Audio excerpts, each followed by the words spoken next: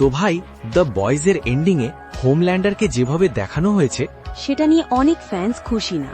কারণ এত powerful character হয়েও সে শেষে নিজের জীবনের জন্য ভিক্ষা চাইছিল।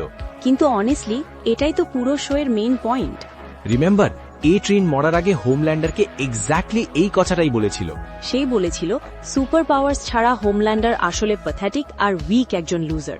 মানে পাওয়ার্স ছাড়া তার নিজের কোনো আইডেন্টিটিই নেই। আর সেই কারণেই নিজের মৃত্যু সামনে দেখে সে লিটারালি যে কোনো কিছু করতে রেডি হয়ে গিয়েছিল। আর অনেস্টলি হোমল্যান্ডারের মতো ক্যারেক্টার, যে অসংখ্য ইনোসেন্ট মানুষকে মেরেছে, সে শেষ পর্যন্ত এমন ডেথই ডিজার্ভ করত। তাছাড়া বুচারকেও এখানে ইগনোর করা যায় না। তার বডিতেও কম্পাউন্ড ভি ছিল। আর রায়ান তো ন্যাচারালি বন্ড স্যুপ। ওপর থেকে কিমিকোয়ের অ্যাটাকের কারণে হোমল্যান্ডার ভিতর থেকে অলরেডি টেরিফাইড ছিল। পার্সোনালি আমার প্রবলেম এটা না যে হোমল্যান্ডার কিভাবে মারা গেল। আমার শুধু আফসোস একটাই, ফাইনাল ফাইটটা খুব তাড়াহুড়ো করে শেষ করে দেওয়া।